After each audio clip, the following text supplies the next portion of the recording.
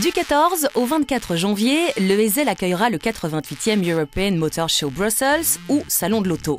Autoclub vous dévoile en avant-première un aperçu des voitures que vous pourrez y découvrir. L'espace, comme ici dans ce palais du Ezel, pour l'instant encore vide, mais qui sera d'ici quelques semaines rempli de voitures. Parmi elles, les voitures familiales qui doivent pouvoir emmener toute la famille, les enfants, le chien, le vélo, les bagages et tout cela dans la même voiture évidemment. Et c'est celle-là que nous recherchons.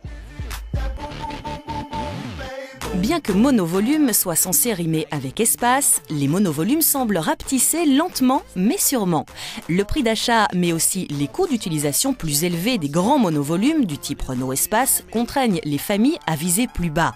Au cours de ces dernières années, ce sont surtout les monovolumes tels que la Renault Scénic qui ont la cote. Et la tendance est à ce qu'on appelle les micro-monovolumes. Des mini monovolumes. Ils comptent 5 places et partagent le châssis avec des voitures du segment B, telles que l'Opel Corsa. Des voitures aux multiples facettes, mais dont les dimensions sont plutôt réduites. La grande nouvelle venue est la Citroën C3 Picasso. Son pare-brise est en 3 parties, ce qui garantit une excellente visibilité. L'intérieur est cosy et confortable. Le 1.6 HDI fournit de solides prestations. Sa concurrence directe est la grande Modus de Renault, livrée avec un puissant moteur essence 1.2 turbo. Opel doit encore se contenter de la Meriva qui sera remplacée début 2010. En attendant, il y a l'Agila, plus petite. Voilà pour les micro-monovolumes.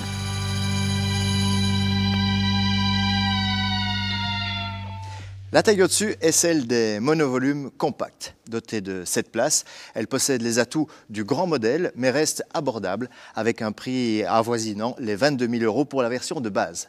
Au niveau des motorisations et des accessoires, la gamme est presque illimitée. Avec le Scénic et le plus volumineux Grand Scénic, Renault possède des champions de taille qui réconcilient confort et moteurs économiques, aussi bien au niveau du diesel que de l'essence. Autre valeur sûre, la C4 Picasso de Citroën.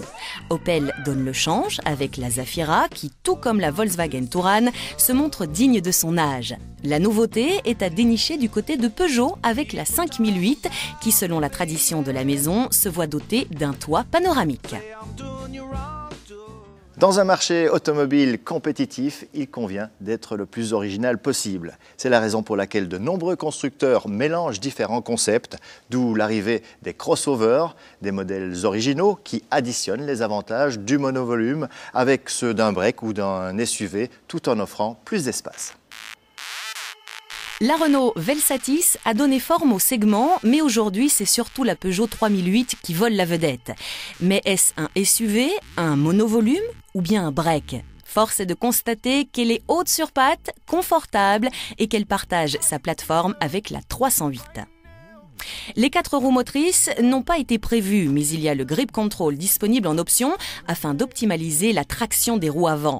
Les autres crossovers sont la Mazda CX-7, la Toyota Urban Cruiser, la Kia Soul, la Skoda Yeti et la BMW X1. Toutes sont relativement spacieuses. Le plus spacieux dans cette catégorie est le Grand Voyageur. Il n'existe plus que dans sa version longue et dispose d'une fonction bien pratique, le Stow & Go, qui permet au fauteuil arrière de se replier dans le plancher.